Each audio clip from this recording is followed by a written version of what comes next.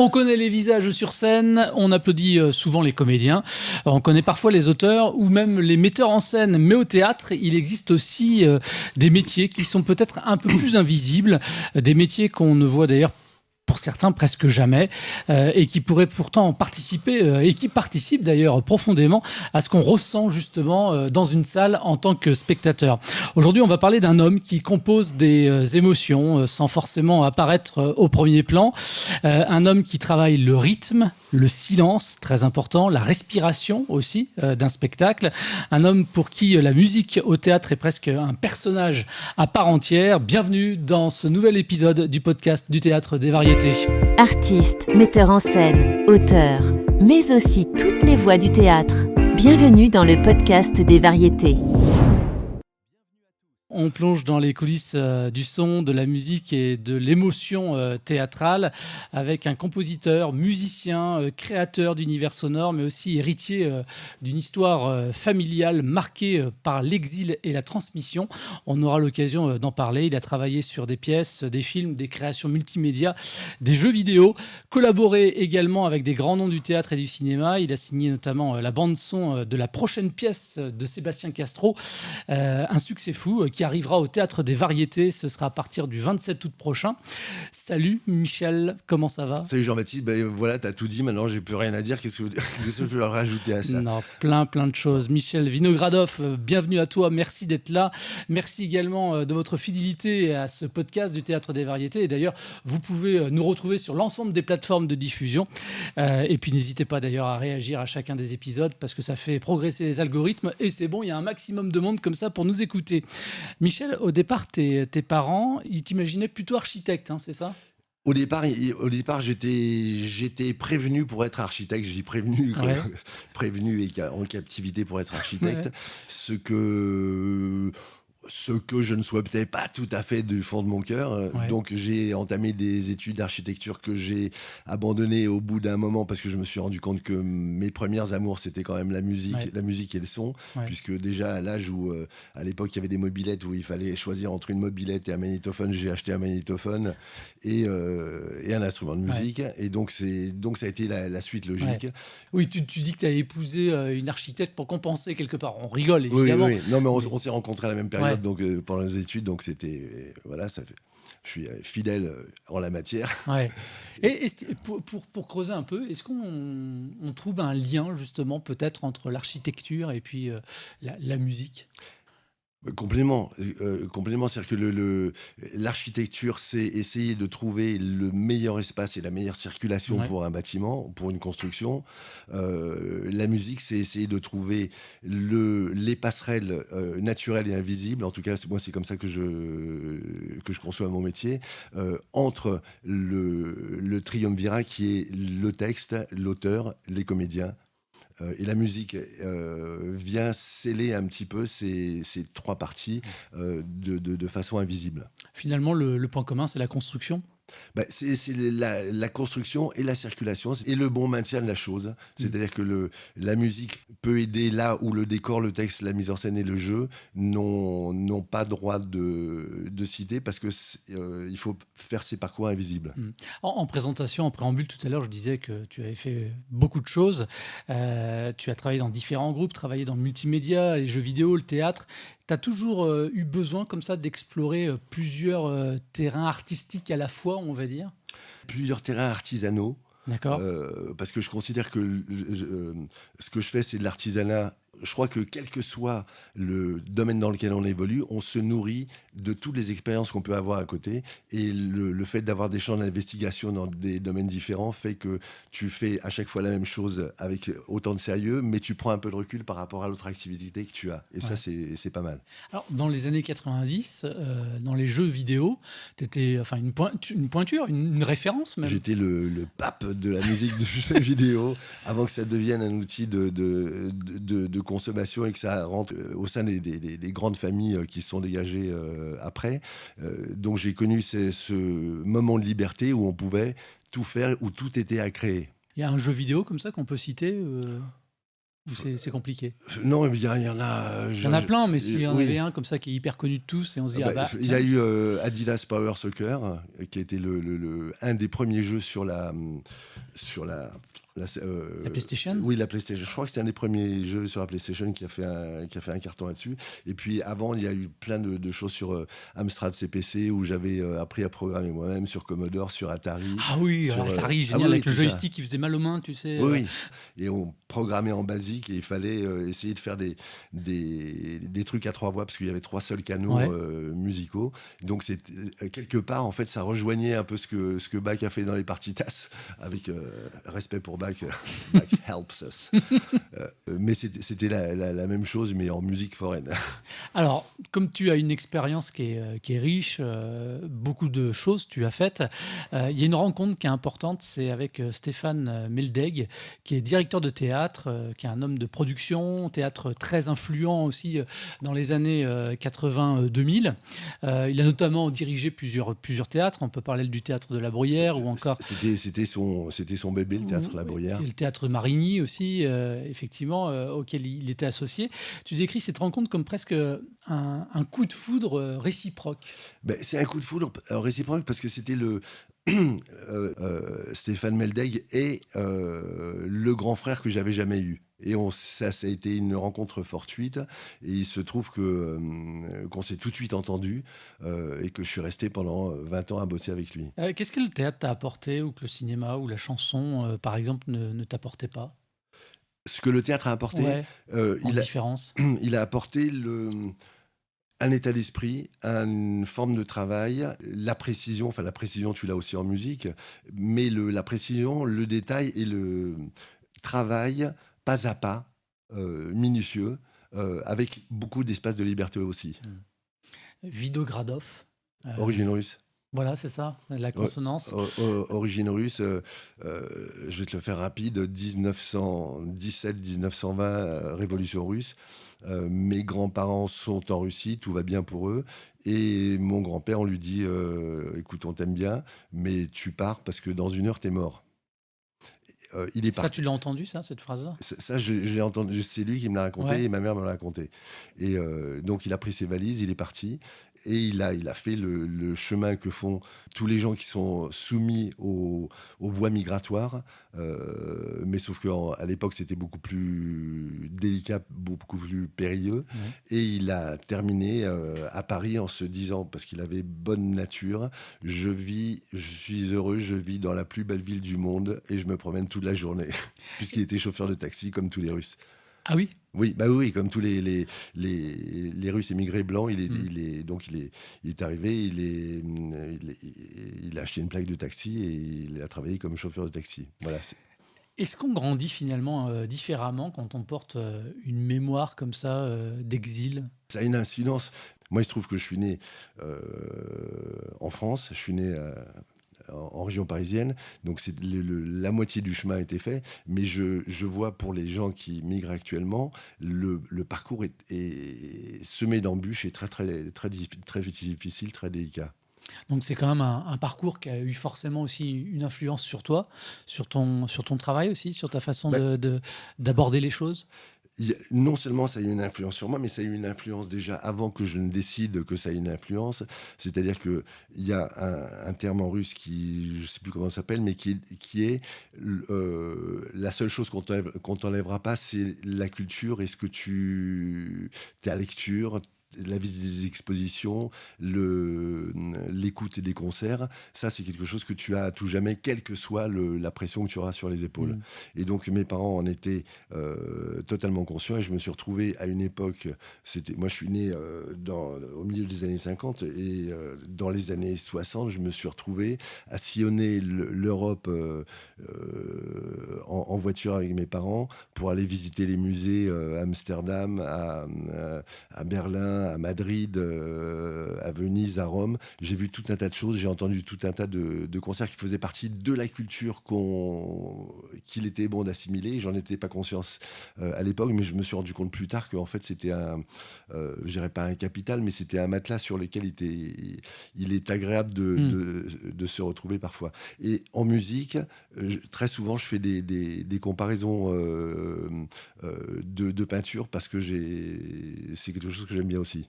Tu travailles actuellement sur Diplomatie. Je travaille actuellement sur Diplomatie, pièce, on le fait 30 secondes. Oui, c'est une œuvre de Cyril Gély, inspirée d'un fait historique réel.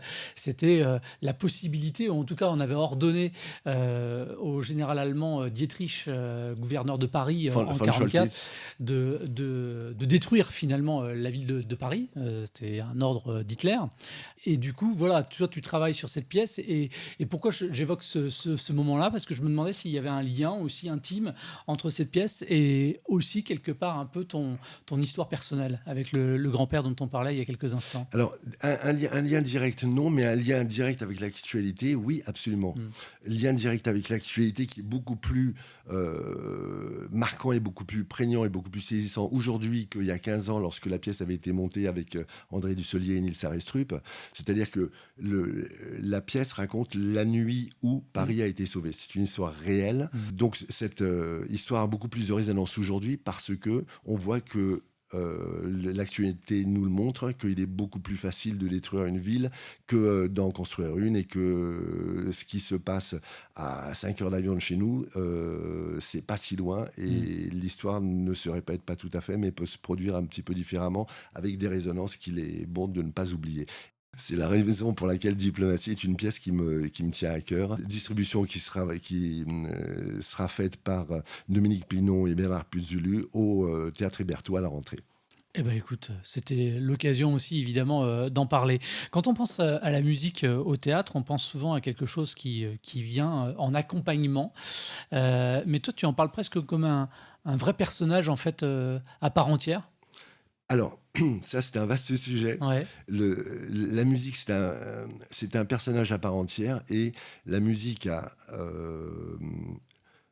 c'est un personnage qui a la particularité de pouvoir accompagner, s'insérer et suggérer des choses que ni le jeu, ni des acteurs, ni la mise en scène ne peuvent faire ou ne font. C'est-à-dire, on n'est pas sur le même registre. Mais quand on compose une musique, enfin chacun compose de façon différente, mais pour ce qui me concerne, lorsque je compose une musique, j'essaye de comprendre de quoi parle la pièce, quels sont les sous-textes de la pièce, et comment je peux remplir cet espace qui n'est pas rempli par les autres. Parce que tu dis que souvent tu vas te poser la question, est-ce que j'ai le droit d'en mettre là, de la musique ? Alors ça, la pièce sur laquelle je me suis le plus intensément posé la question, c'était Des fleurs pour Algernon, parce que ça parlait de l'intelligence. Des fleurs pour Algernon, c'est un type qui est crétin, rejeté par la société, qui se fait faire une injection, qui devient très rapidement beaucoup plus intelligente, donc qui découvre que les rapports sociaux sont pipés, faussés, et puis il se trouve qu'il y a une souris qui a reçu cette injection un mois avant lui, donc il a le reflet de ce que va être son futur, et la souris décline, et lui aussi. Et dès que tu fais une musique sur un sujet comme ça, la question qui te vient, c'est est-ce que j'ai le droit de mettre de la musique, et à quel endroit, et oui ou non, et si oui, quoi. Mais oui, parce que j'allais te poser par provocation finalement cette question-là. Est-ce que parfois la meilleure des musiques, c'est pas justement l'absence de musique ? Ah bah oui, c'est jouer le à contrario qui peut être intéressant. Comment est-ce que toi tu sais qu'une scène par exemple a besoin d'une musique, a besoin de ce type de musique, et surtout comment tu sais à quel moment elle doit commencer et puis s'arrêter ? Une musique doit commencer lorsqu'elle a l'espace de pouvoir commencer sans gêner personne et en apportant quelque chose en plus. Si ça doit être écoute, c'est simple, je vais faire la comparaison avec les lumières. Ouais. Les lumières, les éclairagistes sont les amis des comédiens parce qu'ils les mettent en valeur. Ils mettent leur visage en valeur. Et par défaut, la musique ou les sons sont les ennemis des comédiens puisqu'ils travaillent sur le même registre sonore, alors que eux, leur outil, c'est la voix. Bien sûr. Donc ça veut dire que si tu dois venir gêner le propos d'une comédienne ou d'un comédien, t'as tout faux. Si en revanche, à un moment, on commence à dire et là, je pourrais pas avoir un peu de musique, c'est que c'est bon et que tu as fait le bon choix. Tu vas travailler une scène comme un comédien travaillerait sa scène? Oui, on peut dire ça, mais je travaille déjà avec les comédiens Ouais. et j'essaye de me faire une idée de ce qu'est la pièce. Alors, on va prendre le cas qui nous préoccupe aujourd'hui, un succès fou. Ouais. Un succès fou, qu'est-ce qui se passe dans ma tête lorsque j'ai une vision de la pièce? Je vous ai préparé une petite vidéo de 20 secondes, vous allez regarder ça maintenant, et c'est comme ça que je vois la pièce. Top vidéo.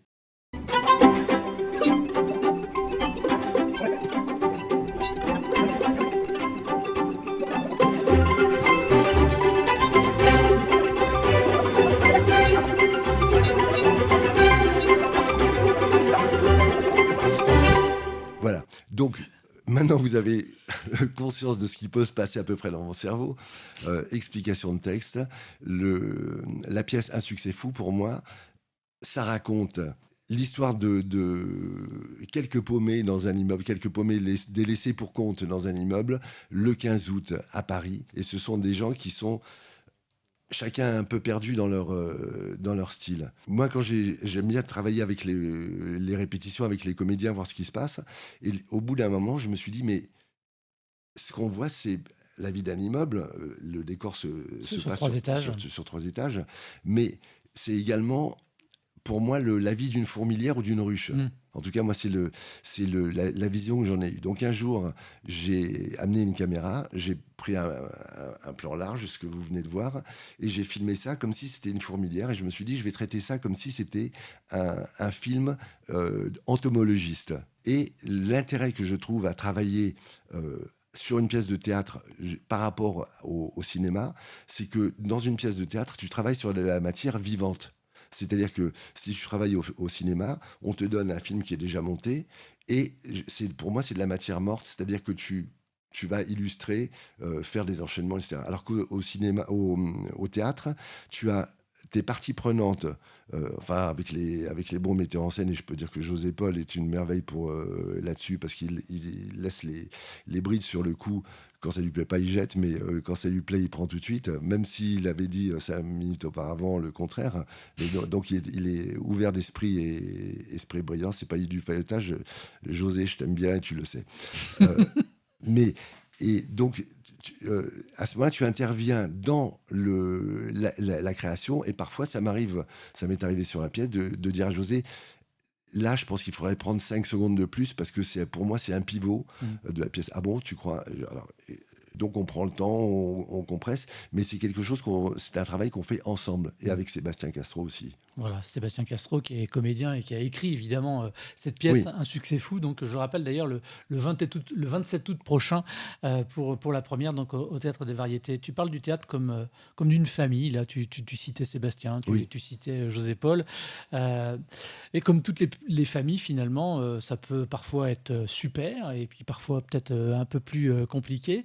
Avec le temps, est-ce qu'on devient plus exigeant avec les gens avec lesquels on a l'habitude de bosser? Parce que c'est pas la première fois, par exemple, que tu travailles avec José ou avec Sébastien. Ben, c'est un choix. Ouais.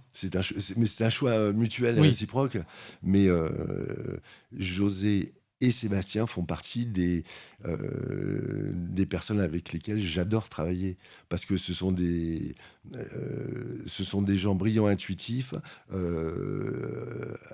Maintenant, c'est au tour de Sébastien. Sébastien Castro est quelqu'un... Pour moi, c'est un Bourvil moderne. Mhm. C'est-à-dire que Sébastien Castro, il est multi-casquettes et multi-qualités. J'avais travaillé dans des pièces avant où il n'était pas encore connu. Et il avait ce même impact simple, direct, sans emphase, qu'il avait comme comédien et qu'il a également comme auteur. C'est-à-dire que comme comédien, c'est un naïf, c'est pas un faux naïf, mais c'est quelqu'un qui est ouvert et délicieusement naïf dans la vie, et ça se ressent dans son jeu et dans son écriture, qui ne sont pas fins, mais qui sont parce qu'il est comme ça. Et j'avais bossé avec une autre époque avec Pierre Richard, et c'est exactement le même profil. C'est-à-dire que, personnalité différente, mais Pierre Richard, quand on travaillait, on répétait à 50 km de Paris, on partait, moi je l'emmenais en voiture, il posait sa moto à Châtelet, et une fois sur deux, il me disait: j'ai oublié mes clés sur la moto. Alors on faisait demi-tour, on revenait à Châtelet. Le lendemain, c'était son texte qu'il avait, mais il le faisait pas exprès, c'était comme ça. C'était lui, quoi. Et Sébastien Castro, il a ce don-là aussi, d'être critique sans être méchant. C'est quelque chose qu'il a. Et Sébastien Castro, pour terminer avec lui, je termine avec toi, Sébastien. Il a dit lui-même. Il dit: moi, j'aime bien faire rire avec des phrases simples. Et c'est-à-dire qu'il ne va pas chercher des situations très très compliquées, mais c'est toujours des phrases simples dans des situations qui sont tout de suite compréhensibles et où tu es mort de rire parce que c'est tellement juste et tellement vrai. Mais oui, tu arrives à te projeter presque. C'est complètement accessible, quoi, on va dire. Tu as bossé avec énormément de comédiens. On ne va pas faire la liste. Tu parlais de Pierre Richard, on aurait pu parler de Depardieu, on peut en parler de plein d'autres. Qu'est-ce que tu as appris justement à leur contact? Tu m'as parlé d'André Dussolier aussi. Tout. Ça veut dire quoi, tout? Tout, c'est-à-dire que j'ai eu, au départ, je voyais pas les choses comme ça, mais j'ai eu la chance de me... T'as été comédien toi-même, hein? J'étais comédien, oui, mais je l'ai pas voulu non plus. C'est un accident. Oui, c'est un accident. Il se trouve que je sais faire ça. Que quand on était avec l'Orchestre du Splendide, on faisait des comédies sur scène, mais des comédies chantées. Donc c'est le sens de la scène et le sens du spectacle. C'est quelque chose que je connais, le sens du rythme, le sens de ce qui est efficace, ce qui ne l'est pas. Mais pour ce qui est de la comédie, les acteurs et les actrices et les acteurs sont des animaux très très particuliers. Ils ont une sensibilité, une façon d'avancer dans la vie qui leur est propre. Et moi, je me suis retrouvé, en faisant des musiques et des bandes-son pour le théâtre, dans une situation où j'étais aux premières loges, parce que je t'ai dit, j'aime bien suivre les répétitions pour pas faire d'impair et pas partir dans les contresens. Et donc, j'ai appris avec tout un tas de gens de talent. J'en ai sorti je dirais pas des trucs ou des astuces, mais juste des façons de faire, des façons d'appréhender telle ou telle situation. T'as pris chez chacun un petit peu. Oui. Mais ça, dans tous les métiers de l'ombre ou du spectacle, on parlait des éclairagistes. Il y a, je sais plus quel auteur, c'était pas Ionesco, c'était un autre, qui parlait de l'habilleuse au théâtre et disait: si vous voulez savoir si une pièce va avoir du succès, allez voir l'habilleuse. Et il expliquait ça parce qu'il disait: c'est la seule personne, l'habilleuse, qui n'a pas de pression pendant les scènes où c'est joué, qui n'entend que les comédiens et le public, donc il y a une vision, une audition, une perspective de la pièce à 360, et qui a le sens du rythme et du répondant, et qui va vous dire tout de suite: ça va marcher, ou ça va faire un bide. Le fait de travailler avec des acteurs de haut niveau, j'imagine qu'aussi dans ta façon d'appréhender, de travailler, de composer, ça demande aussi de la précision, de la justesse. Là aussi, il y a un vrai point commun finalement. J'imagine que tu as appris aussi au contact de ces grands comédiens. Alors, la précision, je l'avais auparavant, parce que je te dirais que dans le Splendide, quand on était 19 sur scène, il fallait d'une précision absolue, parce que sinon ça devient le souk très très rapidement, et plus rien n'est audible. Je l'avais aussi lorsque je faisais les musiques de jeux vidéo, parce que il y avait un cahier des chartes chez Nintendo qui faisait que si tu ne respectais pas tout un tas de caractéristiques pour le son, pour les musiques, le jeu se faisait jeter par Nintendo, et ça représentait une année de travail pour 20 personnes. Donc tout le monde était obligé d'être d'une précision absolue. Quand je me suis retrouvé à travailler avec des actrices ou des acteurs de haut niveau, on avait les mêmes exigences et on parlait à peu près le même langage. Donc c'est encore plus facile de bosser ensemble dans donc, ces cas-là. Donc c'était plus facile de bosser ensemble, mais je peux dire des Jacques Cérès, des Tardieu, des Béatrice Agenin, tout ça, en général tous ceux qui sont passés par le français ont une rigueur de travail et une précision qui leur est nécessaire, et moi j'avais la même, donc ça tombait bien. Et sans citer de nom, mais ça t'est arrivé aussi de tomber sur des comédiens avec lesquels tu te dis: oula, ça va être compliqué de bosser ensemble? Oui, ou des metteurs en scène. Oui, ou des metteurs en scène. Oui, tout à fait, oui. Qui comprennent pas en fait l'intérêt qu'il y a peut-être à mettre une musique ou telle musique à tel moment. Non, mais dans ce cas-là, je lutte pas. Ouais. Je lutte pas parce que passe à autre chose, quoi. Je passe à autre chose. Moi, j'ai eu le cas d'une comédienne qui me disait ah mais non là, je peux pas m'exprimer parce que j'ai besoin d'avoir une scène difficile. Je veux pas de musique. Bon, ok, je vais dire. Pas de problème. Ouais. Pas de problème. Et on parlait de Depardieu tout à l'heure. Ouais. Et Depardieu, c'est dans Love Letters, il y avait un passage sur la mort du père. Et je lui avais préparé une musique. Et je lui fais écouter la musique. Il écoute. Et il me dit c'est bien, j'aurais rien à jouer. Beau compliment. C'est clair. J'étais content. Mais ça veut dire que lui, comme les gens qui sont à un niveau, on l'aime, on l'aime pas, peu importe, mais ils ont une vision globale et entière de ce qu'est un spectacle. C'est-à-dire avec le texte, la mise en scène, les lumières, la musique, tout ça ne fait qu'un ensemble. Et il y a toujours... et il faut être au service du texte. Les comédiens sont au service du texte, la musique est au service du texte, les lumières aussi. Et à partir du moment où on a compris cette hiérarchie, tout se passe, et qu'on l'admet, tout se passe tout seul. Alors tout à l'heure, on a vu quelques images justement de ce qui pouvait se passer dans ta tête sur la préparation d'une pièce de théâtre, et en l'occurrence donc celle de Sébastien Castro, Un succès fou, je le rappelle, le 27 août au Théâtre des Variétés. Tu signes la bande-son donc, de ce spectacle. Comment est-ce qu'on compose une musique pour une mécanique de comédie ? Parce que là aussi, quand on parle de précision, la comédie, c'est un genre vraiment très particulier aussi. La comédie est un genre très particulier. Elle est encore plus particulière dans ce cas sur Un succès fou, parce que on a José Paul et Sébastien Castro qui sont deux fans de Feydeau. Fan de Jean Poiret aussi, qui était un clown blanc, mais qui était d'une précision absolue. Et cette mise en scène, je ne dis pas de toutes les mises en scène, mais cette mise en scène est une merveille de bijouterie, d'orfèvrerie. C'est-à-dire que vous avez 3 niveaux d'étage, ça rentre, ça sort, ça passe par les portes, et tout ça en même temps, et jamais une action n'en cache ou n'en gêne une autre.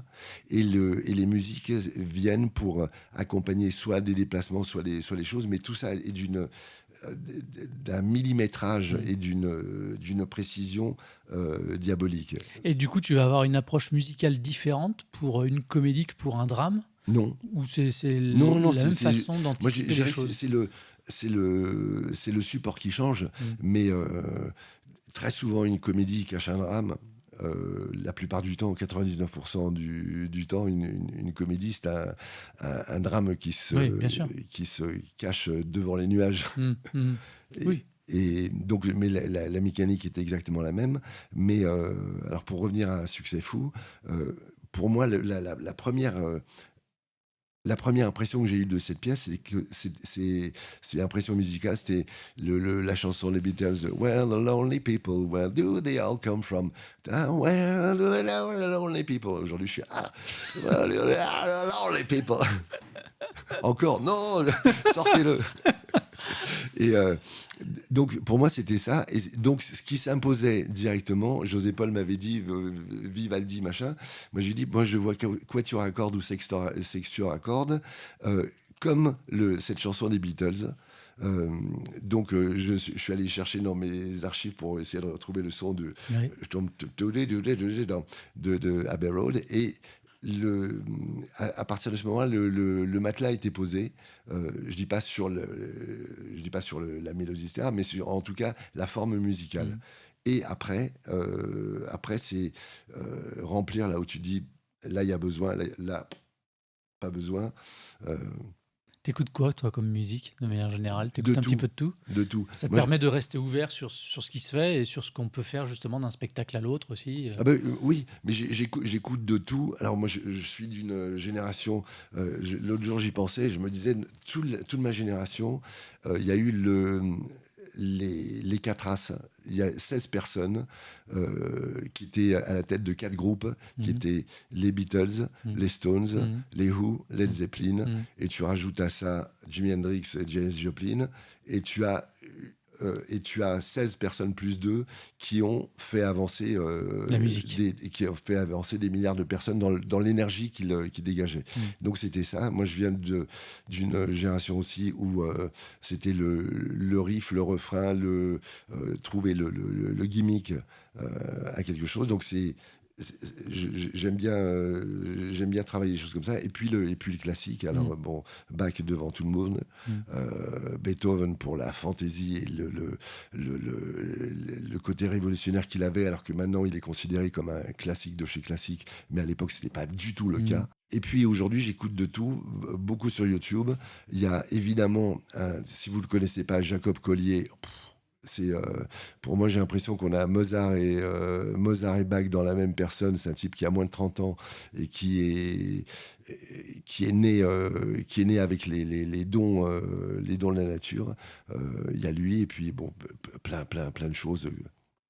Musique électro un peu, techno, ou de loin? Non, de loin, de loin. C'est pas ma génération. Ouais. Tu bosses avec l'IA pour composer ou pas? Non. Pas du tout. Non, je bosse pas avec l'IA. Surtout pas. C'est pas surtout pas. Ok. Je dis pas, Fontaine, je ne boirai pas de ton eau, mais à l'intelligence artificielle, je préfère la connerie naturelle. Génial, j'adore. Parce qu'elle a beaucoup plus de devenir et beaucoup plus de ressources. Ah oui, ça c'est sûr. Voilà. Tu connais évidemment super bien le théâtre des variétés. Oui. Puisque tu as participé à de nombreux spectacles dont tu t'occupais de la bande-son. Est-ce que là aussi, en fonction du lieu où tu joues, où la pièce va se jouer, la musique, elle peut être un petit peu différente, ou en tout cas appréhendée de façon différente? Je dirais a priori non, parce que oui. A priori non, parce que c'est surtout si le spectacle s'expose ailleurs. Voilà, dès qu'il y a, et les spectacles s'exposent toujours en tournée, donc ça veut dire qu'à chaque tournée, une salle différente, mais ça tient toujours de compte des composantes qu'on a, c'est-à-dire les acoustiques des différentes salles, comme je te parlais pour Jean-Pierre tout à l'heure. Ouais. C'est-à-dire que quelque chose, une musique a besoin d'être bien détachée et détachable.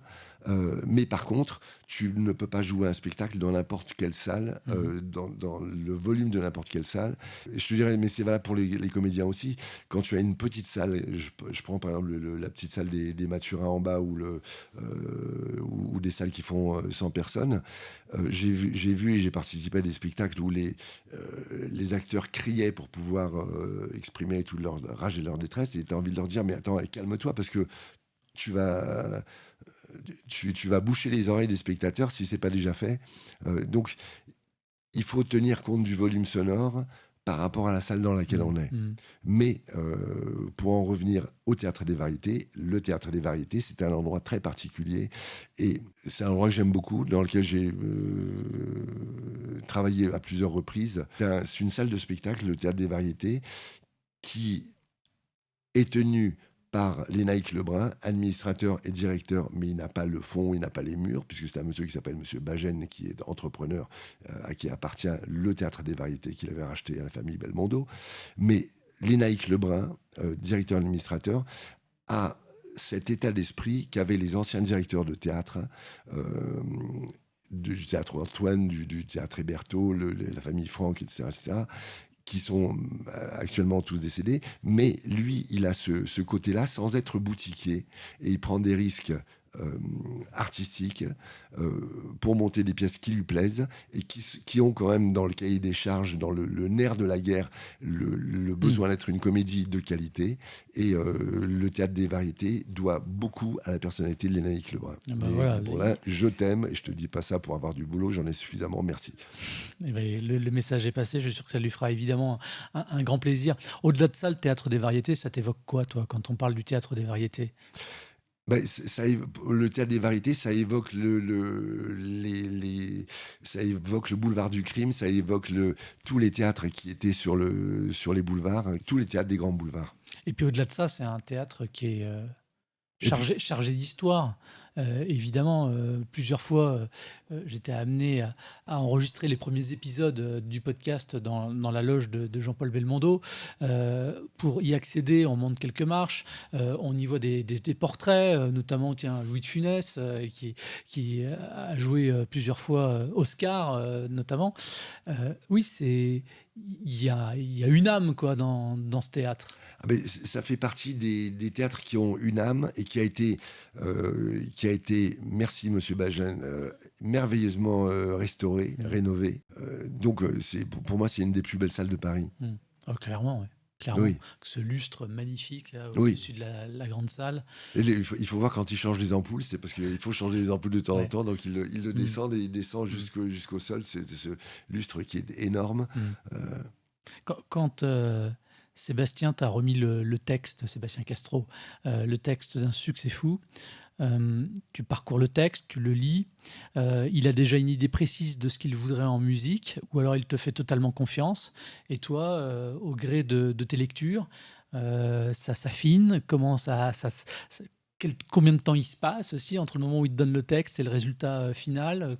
Comment ça fonctionne tout ça? Alors, sur un succès fou, précisément, déjà, je devais avoir le texte avant qu'il y ait la version définitive parce qu'il faisait des changements. Sébastien Castro et José Paul sont deux personnes extrêmement précises et tant qu'ils n'ont pas trouvé la bonne articulation, ça va pas. Et moi, en fait, je voulais pas lire le texte avant sa version définitive. Okay. Donc je l'avais reçu et je ne voulais pas le lire avant sa version définitive. Et puis je suis allé à la première lecture qui était en fin août de l'année dernière chez Sébastien Castro. Et là j'étais stupéfait parce qu'il y avait une équipe de tueurs. Quand je dis une équipe de tueurs, c'est que il commençait à répéter 2 semaines après, et là c'était vraiment première lecture. Tout le monde avait son texte fermé, et la lecture c'était en fait une italienne, c'est-à-dire dire le texte rapidement. Tout le monde connaissait son texte sur le rasoir. Tu pars à chaque fois d'une partition qui est vierge, et en fonction du texte, tu commences à composer.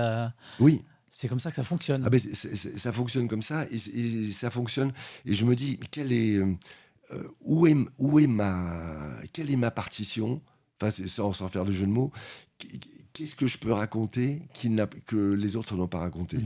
Tu pourrais sortir un jour une compile de toutes les bandes sonores que tu as fait pour le théâtre? Je pourrais, mais et on m'a proposé déjà plusieurs reprises de mettre mes musiques sur des centres de vente de musique, mais je vois pas l'intérêt parce que autant pour de la chanson ou pour de la musique que tu écoutes, je fais une composition traditionnelle, ça a un sens. Autant pour le théâtre, c'est complètement adapté au théâtre. Donc ça veut dire que c'est, pour moi, la musique est rattachée à la pièce. Oui. Michel, on arrive bientôt au terme de cet épisode, mais oui, ça passe très vite. Et je te propose un petit jeu. Oui. Si tu veux bien, je vais te proposer des situations, puis tu vas me répondre de façon très rapide, finalement. Oui. 2 choses, soit musique sublime ou grosse fausse note. Oui. T'es d'accord avec ça? Oui. Allez, on y va. Une musique trop présente dans une scène d'émotion. Fausse note. Une répétition sans rythme. Une répétition sans rythme. Musique intéressante. Composée au dernier moment. Pourquoi pas? Donc, musique intéressante. Oui, pourquoi pas? Parce que l'urgence fait que parfois, dans l'urgence, que ce soit une urgence de temps, une urgence de finances, une urgence de... t'es au bord du précipice, il faut y aller. Allez, vas-y, saute. Un téléphone qui sonne en pleine représentation. Connerie. Non, c'est même pas de la bêtise, c'est même pas de la connerie, c'est de l'irrespect total, parce que les gens se rendent pas compte, les spectateurs se rendent pas compte du travail de concentration qu'il faut avoir sur scène. Ouais, et quand c'est le téléphone du comédien? Alors ça c'est ou alors il l'a fait exprès, ou alors tu changes de distribution tout de suite. Le silence total dans une salle juste avant les applaudissements. C'est le point d'orgue, c'est le autant suspend ton vol. Ouais. Donc ça c'est une musique sublime. Oui. Musique sublime ou grosse fausse note, les balances sont à 8 heures du matin. C'est nécessité de l'emploi du temps. Une salle qui ne rit pas à une comédie. C'est que soit la comédie n'est pas une comédie, soit elle est mal jouée, soit il ne faut pas mettre tout sur la faute du public. Ça arrive parfois qu'il y ait des publics, petite parenthèse, ça arrive parfois qu'il y ait des publics difficiles, notamment dans les privatisations de spectacles où vous vendez le spectacle à une grande banque. Ils n'ont pas l'air très marrants. Non, et on regarde si le voisin rit, si son supérieur hiérarchique rit, et dans ce cas-là. Donc, ça peut être tout ça. Ça peut être plein de choses. Une comédie sur laquelle on rit pas. Donc, j'ai pas d'avis sur la question. Je dirais que c'est une éventualité, mais je cherche pas à savoir si c'est une fausse note ou une musique sublime. Alors, musique sublime ou grosse fausse note, le doute avant d'aller livrer ta composition. C'est une réalité. C'est-à-dire que tu as bossé pendant des mois sur un truc et puis tu vas avoir la sanction dans l'heure qui suit ou dans les minutes qui suivent. Et en général, moi, ce que je fais, c'est que j'ai une façon particulière de travailler. Je prépare des musiques. Je dis voilà, ça va être là, ça va être là. Et donc pour José, en général, je lui passe le lien parce que je mets ça sur mon serveur disponible. Et puis j'attends. Et là, c'est l'heure la plus longue depuis des mois. Bon, après, ça se termine souvent par une super bonne note. Oui, mais comme disait, c'est pas du name dropping, mais François Gereschenbach, qui était réalisateur de film, disait tu passes autant de temps et tu mets autant d'énergie à faire un film qui marche pas du tout qu'un film qui va recevoir les Césars ou la Palme. Dernière affirmation, musique sublime ou grosse fausse note, le théâtre des variétés. Ah ben c'est musique sublime, c'est grosse note et grosse musique, ensemble de notes sublimes. Et encore une fois, c'est vraiment ça fait partie des 3 théâtres que je préfère à Paris. Qu'est-ce qui t'éclate le plus finalement aujourd'hui dans ce que tu fais, dans ton job de compositeur? Mon job, c'est-à-dire que faire de la musique pour le théâtre, ça regroupe tout ce que j'ai fait et tout ce que j'aime, qui va de la technologie à la musique, aux rencontres humaines, à avancer ensemble en équipe et à essayer de faire quelque chose qui est plus beau et plus grand que ce qu'on aurait pu faire tout seul. Qu'est-ce que tu aimerais finalement qu'il reste, toi, de ton travail? Parce que je sais aussi, quand on a préparé cette interview, et ce sera juste en quelques mots ta réponse, parce qu'on arrive vraiment au terme, mais t'aimes ça aussi, ce côté de la transmission. Donc, qu'est-ce que tu voudrais qu'il reste aussi de ton travail à toi?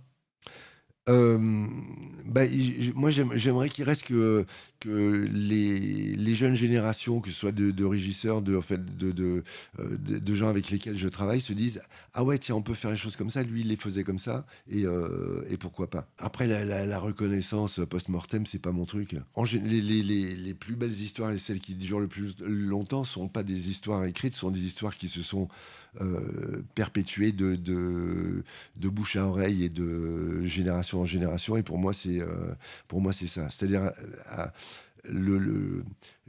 l'état d'esprit dans lequel je fais les choses et l'état d'esprit avec lequel j'aborde les spectacles, j'ai envie que ça soit... C'est ça que j'ai envie de laisser. Pourquoi est-ce qu'il faut aller voir un succès fou, là, le 27 août ? Alors, il faut aller voir un succès fou parce que c'est quelque chose qui est extrêmement bien ficelé. C'est une comédie qui est une comédie humaine, qui raconte des choses simples mais qui nous touchent tous. Ça permet de voir la vie, une pauvre vie plus belle qu'elle n'est. Merci Michel. Michel Vinogradov, compositeur, créateur d'émotions invisibles. Et il a fait un arrêt sur image. J'ai fait un arrêt sur image pour qu'on puisse avoir le générique que je lis. Un comédien, voilà. C'est aussi un comédien, voilà, ce Michel. Voilà. Un grand merci à toi. Je t'en prie. T'as passé un bon moment ? Écoute, T'as hésité. T'as pas beaucoup parlé. Mais justement, tant mieux, t'étais là pour ça. Maintenant, à toi de découper, tiens. Je vais y arriver sans mal. Un grand merci à toi en tout cas d'avoir gentiment répondu à mes questions. Merci également à vous de votre fidélité à ce podcast. Et puis n'hésitez pas à vous abonner. On est présent sur toutes les plateformes de diffusion de podcasts et maintenant depuis peu sur YouTube également. N'hésitez pas à nous laisser des commentaires. Encore une fois, ça permet de doper les algorithmes et de faire en sorte qu'il y ait de plus en plus de monde à nous écouter.